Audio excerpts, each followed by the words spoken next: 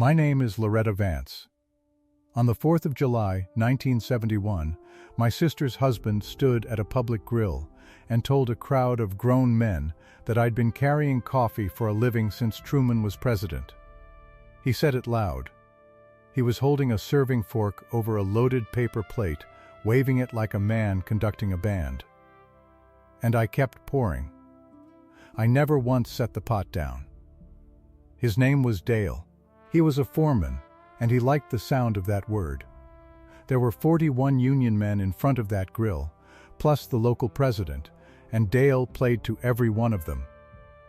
"Some fellas marry up," he said. "Loretta here's been slinging hash out on old 66 since before I owned a razor." "Ain't that right, honey?" My sister Carol stood next to him. She laughed. She laughed about a half-second too long, the way you do when you're covering for someone. What Dale didn't know, what not one man at that fairground knew, was that 2 summers back, I'd walked into the county recorder's office and put my name down on 2 lots of dirt that nobody in Jasper County wanted. I'm not going to tell you yet why those 2 lots mattered, but if you've ever been treated as invisible by your own family, if you've ever stood in a room full of people who share your blood and felt like a piece of the furniture, this story is for you.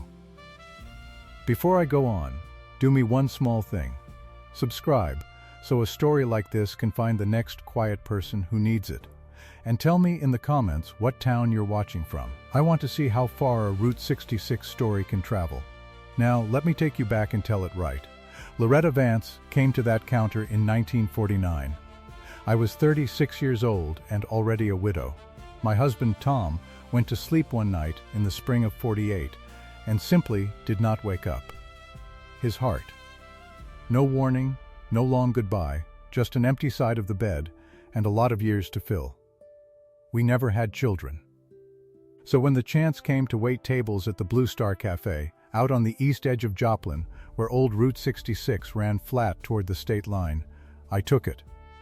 I needed somewhere to put my hands. The Blue Star was a low brick building with 2 Phillips 66 gas pumps out front and a Seeburg jukebox in the corner. It sat right on the highway. In those days, the highway was everything. The whole country moved on that road.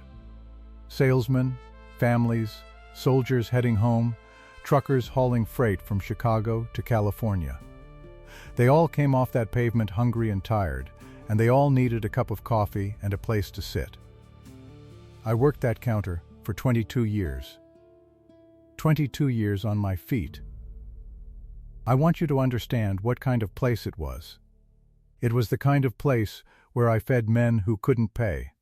A long-haul driver would come in short at the end of a run, and I'd write his name in a little book and tell him to square it next time through. Most of them did. The ones who didn't, well, I figured they needed it worse than I did. There was a coffee can by the register with a strip of tape on it that said church, and I emptied it into the collection plate every Sunday I could get away. I never turned a soul out for being broke. I never once stood behind that counter and complained. The men liked to hear music while they ate. That Seeburg in the corner played the same 40 songs for years, and there was one song, in the last couple of years, that they played over and over until they stopped hearing it. Merle Haggard. Okie from Muskogee.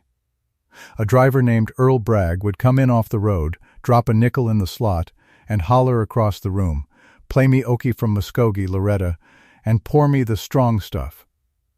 He said it so many times it became a kind of hello. That song was the sound of the Blue Star. It played to a room full of tired men, and it played to an empty room at closing. And after a while it was just part of the walls. That was my life. And it was a good life. I want you to hear me say that. I built something on that highway, with my own 2 hands, 1 cup at a time, and I was not ashamed of a minute of it. But there was a way my family had of talking about me. And it started small. I remember a Sunday supper, years back, over at Carol and Dale's. Dale was carving the roast. He had a way of standing at the head of a table with a knife in his hand that he plain enjoyed. A cousin was there, somebody from Carol's husband's side, and the talk turned to who was married and who wasn't. And Dale, not even looking up from the meat, said it like he was reporting the weather. Loretta never remarried. She just works that calf. She just works that calf. There was one witness who mattered. My sister Carol. She was sitting right there. She heard it. Same as I did. And she said nothing. She passed the potatoes. I let it go. I told myself Dale didn't mean anything by it, that men talk, that it wasn't worth a fight over a roast on a Sunday. I was good at letting things go. I'd had a lot of practice. Now, here is a thing I never talked about at those suppers. I'm going to mention it now the same easy way it happened, because that's how the real things in a life usually arrive. Quiet, on an ordinary afternoon. In 1966, the widow who owned the Blue Star, a woman named Hazel Boone, fell behind on her taxes. Hazel was old and tired and had no fight left in her. She couldn't make it work anymore, and she came to me one morning with wet eyes and asked if I'd take it off her hands. I didn't have a bank behind me. But Hazel carried the note herself. $13,750 paid to her a little each month, on a handshake and a piece of paper. In 1966, that calf became mine. I'd been serving coffee in it for 17 years, and then I owned the pot and the counter and the roof over both. Then, in 1969, there was more. Behind the calf sat 2 weed lots, 2 patches of gravel and Johnson grass that had belonged to a man named Amos Trumbull, who died and left an estate nobody wanted to bother with. Those 2 lots were back taxes and burrs and a bent chain-link fence. I bought the pair of them for $1,900. Back taxes, practically. People thought I was foolish. Buying dirt you couldn't grow anything on, behind a calf, off a highway that was starting to empty out. My own accountant, if I'd had one, would have told me to keep the money. I kept a green account book under the register. A Sears book. The kind with the red spine, filled up in pencil in my own hand. The calf note. The gas pump receipts, the 2 backlots. The little I had. I mentioned those purchases to almost nobody, and the people I did mention them to forgot by the next week. It was like telling somebody the price of eggs. It went in one ear and drifted right back out. That was fine by me. I didn't buy any of it to be admired, but the way my family saw me never changed. It only got a little louder each year. There was a nephew's wedding, a summer or 2 before the picnic. Big reception, folding chairs, a punch bowl, Carol's husband's whole family filling up a rented hall. And Dale got to talking with the in-laws he wanted to impress. Somebody asked him about me. Who's the lady at the end of the table? And Dale, God love him, decided to explain me, like I was a machine that needed a manual. That's Carol's sister Loretta, he said. She waitresses out on 66. Waitressing's honest work, don't get me wrong. Don't get me wrong. As though somebody at that table had accused honest work of a crime, and Dale was the one big enough to defend it. There were 10 people at that table who heard him. 10. I was one of them. I had a rule, and I'd had it a long time. When a man makes you small in front of others, the worst thing you can do is answer. Answering makes it a scene. Answering hands him the fight he's fishing for. So I didn't answer. I smiled at the bride, and I ate my cake, and I let Dale explain me to strangers. But I want you to know, I counted the 10. I always counted. Which brings me back to the 4th of July 1971, the Union local Dale belonged to threw a picnic every year at the county fairgrounds. Tri-State Stamping Works, where Dale was a day foreman, ran a big shop, and the local was strong, and the 4th was their day to show off. Long tables under the trees, watermelon in wash tubs full of ice, little flags stuck in the grass, kids running loose, and a row of grills going, with the men taking turns at them, because a man at a grill is a man in charge of something, and they all wanted a turn. Carol asked me to come. She asked me every year, and most years I found a reason not to. But that year, I said yes. I even brought something to be useful, the way I always needed to be useful. I brought my big coffee pot from the cafe. A battered aluminum thing, dented on one side, the handle wrapped in tape where it had come loose. It had poured 10,000 cups. I set it up on a card table near the grills, and I made coffee for anybody who wanted it, because standing still at a party has never once felt right to me. Give me a pot and a reason to move, and I'm content. Dale had the big grill. Of course he did. He had a full paper plate in one hand, though I never saw him take a bite of it, and a long serving fork in the other. He was holding court. 41 men. I counted them later, in my head, driving home. 41, plus the local president, a heavy-set man named Pruitt who laughed at everything. Dale was warm from the sun and maybe from a beer or two, and he was feeling like the biggest man under those trees. Somebody made a joke about wives, about marrying up, marrying down. And Dale saw his opening. I watched him see it. I watched his face decide to be funny. "Some fellas marry up," Dale said, loud enough to carry to the ice tubs. He turned so the whole row of men could see him. He gestured at me with that fork, the way you'd point out a horse at auction. "Loretta here's been slinging hash out on old 66 since before I owned a razor." A couple of the men chuckled. That fed him. That always fed him. "Ain't that right, honey? Ain't that right, honey?" I was pouring a cup of coffee for a young man I didn't know when Dale said it. And here is the thing I am proudest of in this whole story. I did not stop pouring. I finished the cup. I filled it to the right line, the way I've filled 100,000 cups, and I set the pot down easy on the card table. And I handed that young man his coffee, and I said, "Careful, it's hot." My hand did not shake. I made sure of that. If my hand had shaken, Dale would have won something, and I was not going to give it to him in front of 41 men. Carol was standing right beside him, my sister. I looked at her for just a second. Long enough. And she laughed. She laughed at Dale's joke about her own sister, a beat too long and a shade too bright, the way you laugh when you know it's wrong, and you're hoping the laugh will paper over the knowing. Then she looked down at the grass. She couldn't hold my eyes. That was the part that cut. Not Dale. I'd stopped expecting anything from Dale years before. It was Carol looking at the grass. So I said nothing. Nothing at all. I picked my pot back up, and I asked the man next to the young fellow if he'd like a cup too, and I went right on being useful. Because being useful was the one thing in that whole fairground that still belonged to me, and nobody could take it with a joke. But I want to be honest with you, since it's just us here. Inside, I was not calm. Inside, 22 years of Sunday suppers and reception halls and just works that calf all came up at once, like water finding the low place. I stood there in the heat with a coffee pot in my hand, and I felt more alone than I had felt since the morning I woke up next to Tom and he was gone. That's the truth of it. A person can be surrounded by family and be the loneliest soul in the county. I stayed another hour.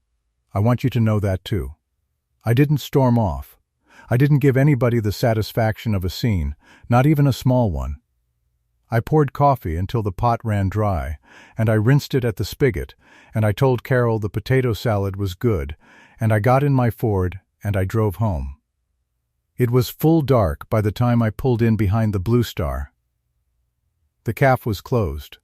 The gas pumps stood quiet under the one light. I let myself in the back, and I didn't turn on the overheads.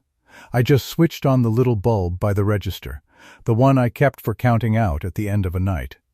And I stood there in that small circle of light, in my own empty cafe, in a building that was almost entirely mine. And I'll tell you what I did. I reached under the register, and I took out the green Sears book. I don't fully know why. I wasn't planning anything yet. I think I just needed to hold something true. Something that couldn't laugh at me and couldn't look down at the grass. I opened it under the register light and I turned the pencil pages slow. There was the note to Hazel Boone, marked down and down again, nearly paid off now.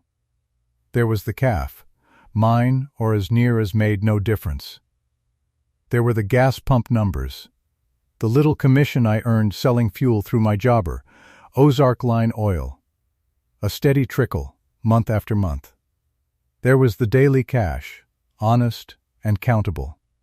And there, near the back, in a note I'd penciled to myself and half forgotten, were 3 words I'd written after a phone call that spring.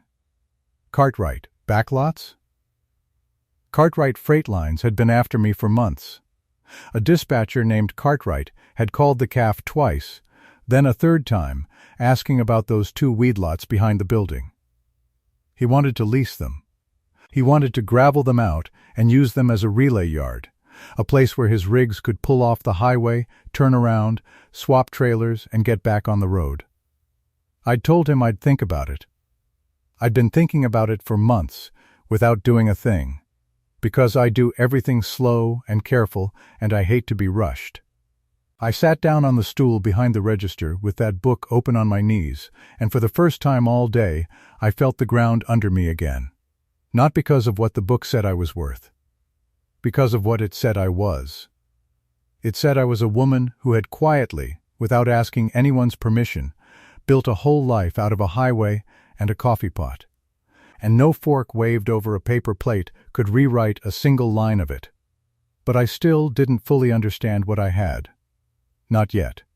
It took Earl Bragg to make me see it plain, and he did it a few days later over a piece of pie, without any idea he was doing it at all. Earl came in mid-morning, off a long run, and dropped onto his stool at the end of the counter. Same as always. He put a nickel in the Seeburg on the way, and Okie from Muskogee started up soft in the corner, and he asked for the strong stuff and a slice of whatever was fresh. It was cherry that day. He was tired and talkative, the way drivers get when they've been alone with the road too long, and he got to talking about the highway. About how it wasn't what it used to be. "Root's dying, Loretta," he said. And he said it kind, not mean, the way you'd talk about an old dog. Ever since they finished I-44 and moved the through traffic off. Used to be I'd see 40 rigs a day on this stretch. Now it's a handful. All the big freight runs the interstate. I said something about how the calf got by. And it did. "Oh, you'll get by," Earl said, and he pointed his fork at me, and I flinched a little, because it had only been a few days since another man pointed a fork at me. But Earl wasn't pointing at me to make me small. He was pointing at me because he'd landed on something. "You know what you got here that nobody else on this side of town's got? You got the only place a loaded rig can turn around." I asked him what he meant. "Think about it," he said. He set the fork down and used both hands, the way a man does when he's got hold of an idea. A tractor-trailer comes off the interstate needing to turn, needing to swap a trailer, needing to just get pointed the other way. Where's he going to do it? Not on Main. Not at the filling station. No room. Not in any of these little lots downtown. He'll take out a light pole. But you. He nodded toward the back of the building. You got them 2 flat lots out back. Wide open. Off the highway, a man could bring a whole rig in there, swing it around, and be gone. That's the only spot on the east side that'll take a truck. The only one. I sat with that. Okie from Muskogee played out its last verse in the corner and clicked off, and the calf was quiet except for the coffee urn ticking. "Nobody else sees it," Earl said, almost to himself, cutting into his cherry pie again. "Nobody's out here. Ain't nobody standing on this stretch every day watching a driver try to back a 40-foot trailer onto that pavement and sweat clean through his shirt.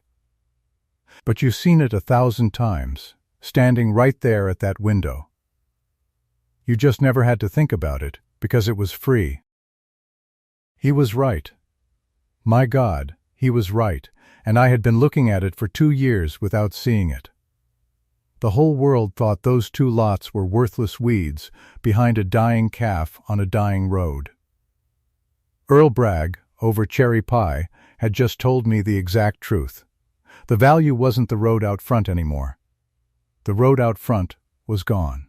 The value was the turnaround. It was the one thing a truck absolutely had to have and could not find anywhere else on the east side of Joplin. And I owned it. I'd bought it for $1,900 because a dead man's estate wanted to be rid of it. I didn't say much to Earl.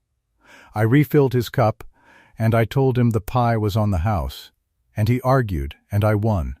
But something had turned over inside me, and it was not going to turn back. I want you to understand what I was really deciding that week, because it wasn't really about money. Dale had made me small in front of 41 men, and I could feel the pull, the very human pull, to make myself big again. To walk into the next family supper and set that green book down on the table and say, "Here, read this, count these zeros, and now tell the room again how I just worked that calf." I felt that pull. I'd be lying if I said I didn't. But I'd lived long enough to know something about that kind of win. It's loud, and it's over in a minute, and it turns everything into a fight between equals. If I threw my worth on the table to shame Dale, then Dale and I were just 2 people arguing about who was bigger, and Carol would have to pick, and it would be a war, and wars in a family never really end. I didn't want a war. I wanted the truth to simply be true, whether Dale ever noticed it or not. So, I made my choice quiet.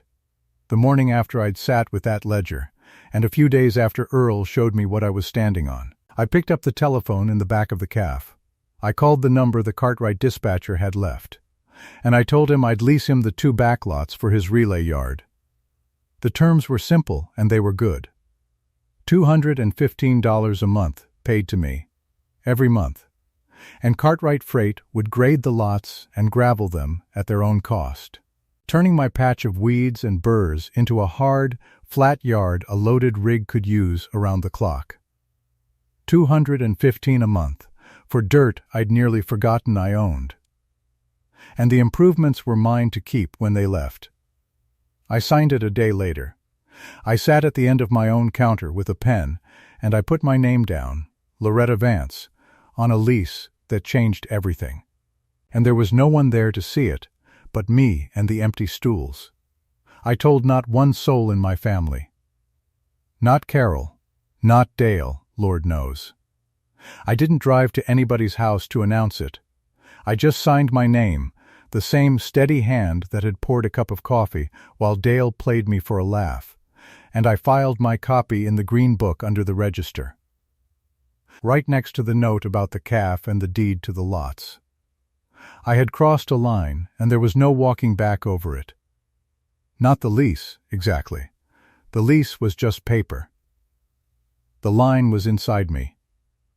For 22 years I had answered every insult with silence, and I'd told myself that silence was dignity, that keeping the peace to spare their pride was the decent thing, the Christian thing, and maybe it was.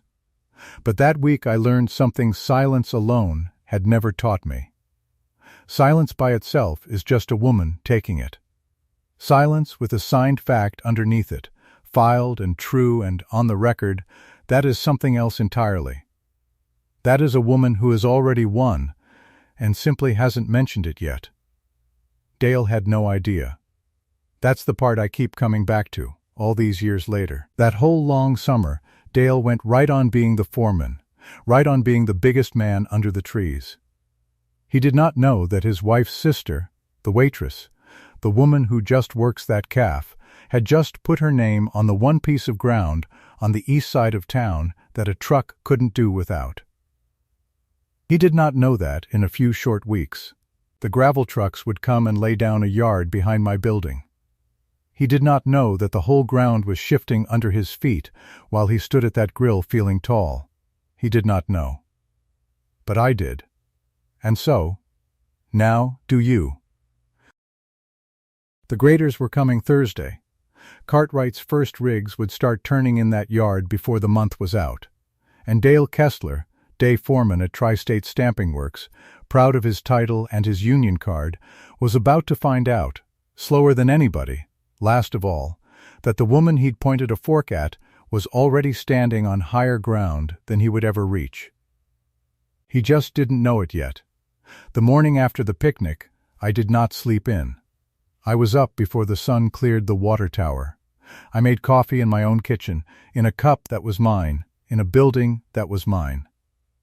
Then I drove the Ford out to the cafe, and I did not turn on the open sign. I let the place sit dark. I sat in the back booth with the green Sears book, and the lease Cartwright had left me, and I read every line of that paper again in the gray light. $215 a month. They grade it. They gravel it. They turn their rigs on my dirt, and they pay me for the privilege. I signed it at that back booth with a pen that skipped. I remember pressing hard so the ink would take. I remember my own name coming out steadier than my hand felt. Loretta Vance. Right there on the line. I folded the operator's copy, and I drove it into town to the recorder's office myself, and I filed my own copy in the green book, under the register, next to the deed. Then I flipped the sign to open, and I poured coffee for a driver named Whitey, who'd been sleeping in his cab out front. And I never said one word to anybody about what I'd just done. That is how you cross a line. Quiet on a Tuesday. Before the eggs. Now understand the summer that followed, because the summer is the whole thing. August came in hot. Nixon got on the television and froze wages and prices for 90 days, and every man in that county had an opinion about it. Dale had the loudest. Carol and Dale threw a little barbecue in their backyard, hamburgers and lawn chairs, and I went, because I always went. Because you show up for family even when family points forks at you. Dale stood over his own grill this time, spatula in his fist like a scepter, and he held court. See, a union man rides anything out, he told his brother-in-law and 2 men from the plant. Freeze the wages? Fine, I got a contract. I got seniority. I got a card in my wallet says they can't touch me. You want security in this world, you get yourself organized labor, and you sit tight. I sat in a lawn chair with a paper plate on my knees, and I said nothing. I want you to sit with what I knew right then. That he didn't. A frozen wage is a wage you cannot raise. That is the whole trick of it. Dale heard protection. I heard a ceiling. His number was nailed to the floor for 90 days, and mine, my $215 a month, my fuel commission, my cash drawer, mine could do whatever it pleased. Nobody freezes the price of the only turnaround on the east side of Joplin. There is no board in Washington that governs my back lot. But I didn't say that. I ate my hamburger. I told Carol the potato salad was good. That was the summer of holding my tongue, and I got a graduate education in it. The nearest I came to the whole thing spilling was Denny. Denny was 19 that year, Carol and Dale's boy, and he pumped my 2 Phillips 66 pumps out front all summer for gas money and a way to be somewhere his father wasn't. He was a good boy. Quiet like me. He saw things. One evening in late August, the Cartwright graders were still working the back, laying the base rock, and Denny came in the kitchen door with dust on his arms and stood there, wiping his hands on a rag, watching me close out the drawer. "Aunt Loretta," he said, "that's your ground back there, isn't it?" I kept counting nickels. "I heard the survey man call your name," he said. "Vance," he said, "the Vance parcels. That's you." I set the nickels down. "Does Mom know?" he asked. "Does Dad?" And there it was. One word from that boy at the wrong supper table, and the whole thing was a family war 6 weeks early, loud and ugly, and even. I looked at Denny. I put my hand on his forearm, right on the dust, and I held it there a second. "Denny," I said, "you ever want a road out of that plant?" He looked at me. "Then let a thing be a thing," I said. "Let it ripen. You can't pick corn in August. He looked at me a long moment. Then that boy nodded, slow, and he never said a word to his mother. Not that summer. He just kept pumping gas and helping grade my lot, and every so often he'd catch my eye across the room and there'd be the smallest thing there, like we were the only two people who could read the same page. The relief of it. You don't know relief until you've held a secret that big and had it nearly walk out the door in the mouth of a 19-year-old and watched it decide, on its own, to stay. Now let me put the two men side by side for you. Dale and me. Let me size it in the money of that year, because the money is where the whole joke lives. Here is Dale Kessler in the summer of 1971, a good union wage, frozen where it stands, that he cannot add a dollar to. A house the bank owns most of, a truck he's paying on, and a title, day foreman, that is real and worth having, but that lives only as long as Tri-State Stamping runs a full shift. His authority was rented, every bit of it. The plant owned his standing and loaned it back to him each morning at the time clock. And here is the waitress. A building nearly clear of debt, bought on a widow's note in 1966 for $13,750 and paid down every single month since. A fuel account that pays me a commission on every gallon those pumps move. A cash business, money in the drawer at the end of every day, answering to no freeze and no board. And 2 lots of weeds I took out of a dead man's estate in 1969 for $1,900 the pair, back taxes, practically, that turned out to be the only piece of commercial dirt on the east side of this town that a loaded tractor trailer can physically pull into, turn around in, and get back out of. Earl Bragg said it plainest, over pie, months before I signed anything. And I'll give it to you the way he gave it to me, because it's the hinge the whole story swings on. Loretta, he said, forking up cherry filling, since they run I-44 around this town and pulled the through traffic off of 66, there's just one thing left worth a nickel on this whole stretch. And it ain't the road. It ain't the frontage. It's the one place a man in a loaded rig can pull in, get himself turned, and get back out without jackknifing into a ditch. That's it. That's the asset. The turnaround, not the highway. The dirt where the highway lets you stop being stuck. Then he pointed his fork out my back window at my 2 lots of weeds. And you're the only one who's got it, he said, because you're the only one who stands here every day and watches us try. Nobody else saw it. That's the thing. Not Dale, not the bank, not the county. A dozen men drove past those weeds every day and saw weeds. They didn't stand behind the counter at 4 a.m. watching a driver sweat and swear, trying to back a 40-foot trailer onto the pavement in the dark. I did. For 22 years I did. The word waitress described where Dale was looking. It never once described what I was holding. He looked at my apron. He never looked at the ground I was standing on. October is when it turned. October is when Tri-State cut a shift. I got it first from the drivers, the way I got most news first, at the counter before the family ever heard. The plant was slow. Orders were down. And on a Friday the notices went out, layoff notices, seniority be damned, and the men stood around my counter Saturday morning, with their coffee going cold, telling each other it couldn't last. Dale kept his job. I'll say that. A foreman's a foreman. But a foreman over a half-empty floor is a different man than a foreman over a full one, and everybody felt it. And Dale felt it most. His authority didn't get taken from him in one blow. It just leaked out over about a week, like air from a tire, until the big man under the trees, on the 4th of July, was standing in his own kitchen, not sure of his own weight. And you want to know what was happening out back of my place the very same week? Cartwright's rigs started turning. Around the clock. That graveled yard I'd rented for $215 a month filled up with idling diesels, day and night, relay drivers swapping trailers, a whole little economy humming on my $1,900 weeds. And the cafe filled up right along with it. Drivers at 4 in the morning. The Seeburg going.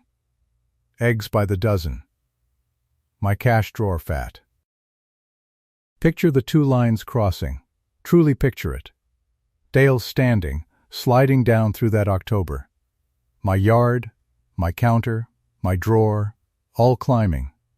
Somewhere in that month the two lines crossed each other, and neither of us said a public word about it, and only I knew both numbers. He did not know. Still, that's what I keep coming back to. All the way into the fall, Dale Kessler did not know. There was a family gathering near the end of October. Somebody's birthday, one of Carol's grandkids. And Dale, rattled as he was, did the only thing that ever made Dale feel tall. He went looking for someone to stand on. He found me by the kitchen doorway. Well, he said, loud enough for the room, gesturing with a bottle of pop at me. At least, somebody's business is booming. Ain't that right? Long as folks need their coffee poured, old Loretta's set. He grinned around at the cousins. Recession-proof, waitressing, you just keep on carrying that pot, honey. Somebody's got to. And here is the moment. I want you to feel this moment with me, because it's the one I'm proudest of, and it's the quietest thing I ever did. I had it right there. All of it. The lease, the yard, the deed, every rig turning on my dirt while his plant emptied out. One sentence and I could have taken that whole room, taken his legs right out from under him, in front of his own family, in front of Carol, in front of the grandkids. I could have said, Dale, that yard you drove past to get here is mine, and it's making me more asleep than you make awake. I could have. I looked at him. I looked at that grin he wore like a rented coat. And I let it stay a fact. Because here is what I understood by then. If I corrected him in that kitchen, it became a fight. A family fight, loud, between two equals, over in a minute, and remembered forever as the night Loretta finally blew up. It would have made us the same size. Two people yelling. But we weren't the same size. That was the whole point. I was already ahead. Miles ahead, and on the record, down at the county recorder's office where it would keep.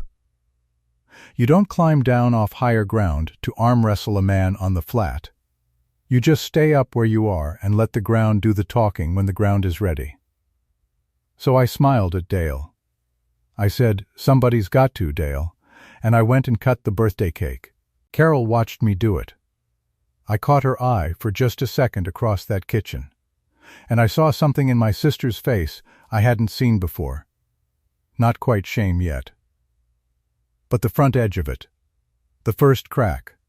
The crack opened all the way about 2 weeks later, and it opened at my counter, and it was Carol who opened it. She came in on a slow afternoon, a Wednesday, when the lunch rush was gone and the drivers hadn't come in yet, and the cafe was just me and the Seeburg. She'd never once come to the cafe by herself. Not in 5 years. And she stood inside the door in her good coat, twisting her purse strap, and she couldn't quite look at me. Loretta, she said, I need to ask you something, and I need you not to make anything of it. I dried my hands. I said, sit down, Carol. She wouldn't sit. She stood right there by the pie case. Dale's proud, she said. You know how he is. And things at the plant she stopped. Started over. I was wondering if you might have any work. Here, dishes, counter, I don't care what. For the family. Her chin went. Don't tell him I asked. Please, don't tell him I came. My own sister. 54 years old, standing in the cafe she'd laughed at, asking the waitress for a job and begging her not to tell her husband. I did not gloat. I want that on the record too. There was no part of me, standing there, that wanted to make that woman smaller than she'd just made herself. That's not the win. That was never the win. I said, let me think on what I've got, Carol. I said, have some pie. It's fresh. And she cried a little, right there by the case, quiet, and ate a piece of cherry pie and left before the 4 o'clock rigs came in so nobody'd see her car. The pressure that brings a man like Dale through a door, you don't build it. You just wait for it. Carol was the crack. Dale was coming. I knew it the way you know weather. He came on a gray November morning, 9:40, near as I remember it, a Thursday, the same day of the week I'd signed the lease back in July, though I don't suppose he knew that either. The cafe was quiet. The breakfast rush had thinned to 3 drivers at the counter nursing coffee. Earl Bragg was one of them, on his regular stool. Denny was at the register, ringing out a ticket. And on the back burner sat the coffee pot. The same battered aluminum pot with the tape wound around the handle, the one I'd carried across the fairgrounds on the 4th of July to make myself useful while a man told 41 people what I was. The bell over the door went, and it was Dale. I almost didn't know him for a second. He had his hat in his hands. Not on his head, tipped back, the way a foreman wears a hat. In his hands, turning the brim around and around. And Dale Kessler had never in his life come through a door with his hat in his hands. He came halfway to the counter and stopped. The 3 drivers didn't turn around, but they went still the way men do when they're listening hard and pretending not to. Earl looked down into his coffee. Denny's hand stopped over the register keys. "Loretta," Dale said. "Dale," I said. He turned the hat. "I'll get right to it," he said, and his voice wasn't the grill voice. It was small in that room. "The plant let me go Friday, foreman and all. They cut the whole day shift down to a skeleton and I was—" He stopped. "Swallowed. I'm asking if you're hiring. Dishwasher, counter, whatever you got. I know how to work. I'll do the lot. I'll do anything." He made himself say the last of it. "I need the work, Loretta. I'm asking." And the room held it. That's what I remember most. The room just held there, the way a room holds a struck bell, and it held the thing that Dale still had not said out loud and maybe still didn't fully know. That he was standing in a cafe I owned, asking to work behind a counter I owned. While out the back window, his son and my drivers were turning 18-wheelers on a graveled yard that was mine. Leased and recorded and paid, that had been mine the whole entire time he'd been calling me honey over a grill. I did not say any of that. I want you to understand, I never said one word of it. Not then, not ever. What I did was pour him a cup of coffee. I took that battered pot off the burner, the taped handle warm in my hand, the same pot from the fairgrounds, and I turned over a clean cup on the counter, and I filled it, and I set it down in front of him. Steam coming off it in that gray light. "Sit down, Dale," I said. He sat. Slow, like his knees weren't sure. "I don't need a foreman," I said. "I got no floor for a foreman to walk. But I'll tell you what I do need." I nodded toward the back window, toward the yard, toward the rigs. "I need a man to salt that lot before the 4 o'clock rigs come in, so nobody goes down on the ice. I need dishes run, and I need the walk kept, and I need somebody who'll show up when it's dark and cold and do it right." He looked at me. "It pays what I pay everybody," I said. "Not a foreman's wage. My wage. The same as Denny, the same as the girl on nights." I let that sit a second. "You want it? Hang your coat on that nail by the door." I never said the word picnic. That's the part I need you to hear. In that whole exchange, I never once said the 4th of July. I never said the grill. I never said honey, or 41 men, or 22 years. I didn't have to. The not saying was the whole sentence. Every man at that counter had either been at that fairground or heard about it by sundown, and every one of them was doing the same arithmetic I'd done in July, and Dale was the last one in the room to do it. Last of all. Slower than anybody. Just like I'd known he would be. You could watch it happen behind his eyes. I watched it. The slow arithmetic. The yard is hers. The counter is hers. The pumps, the building, the ground his own boy is standing on. Hers was hers in July. was hers when he pointed that fork. The whole time. He looked down at the coffee I'd poured him. He looked at the pot in my hand, and I swear to you I saw him place it, the fairground pot. The pot I'd been carrying while he made his joke. Then he set his hat down on the counter, crown up. The way you set a hat down when you're going to stay a while. And he reached out and he wrapped both hands around that cup of coffee like a man warming himself. And he said, very quiet, "All right, Loretta. All right." That was Dale. Carol I saw later. She came in the kitchen door about a week after Dale started, on a slow afternoon, and she stood in that doorway and watched me work the grill for a minute before I knew she was there. And when I turned around, she was crying. Not the birthday cake front edge of it this time. The whole thing. The quiet, grateful kind. The kind that isn't asking for anything. That's just leaking out because it can't be held anymore. She never did say the word sorry. Carol couldn't. Some people can't get that word up out of themselves, and my sister was one. But she came and stood next to me at that grill, and she picked up a spatula, and she started turning the hash browns, working next to me like we were girls again. And that was Carol's way of saying it. I let her say it that way. You take the apology and the language a person's got. Denny I didn't need words with at all. His father started salting the lot, and Denny kept the pumps, and once, that first week, across the register, Denny caught my eye the way he had all summer. And he gave me one small nod. That was it. That was the whole conversation. Let a thing be a thing. It had ripened. We'd picked it. And Earl, and the drivers, the men who'd been at that fairground on the 4th and now sat at my counter and watched Dale Kessler go out back with a bucket of rock salt and gravel the ice on his sister-in-law's yard. They said nothing. Not one word. They just drank their coffee and watched. And the nothing they said was the loudest thing in the room. Some things don't need a man to comment on them. They just need witnesses. And I had a counter full. Now I've had a lot of years to think about what I did and didn't do, and I'll lay the choice out for you plain, the way I finally understood it, because I think it's the only thing in this whole story worth carrying home. There were 2 roads. On the first road, I stand up at that grill on the 4th of July, in front of 41 union men and the local president, and I correct Dale on the spot. I tell him and everybody exactly what I own and exactly what he doesn't. Loud, satisfying, over, in about a minute.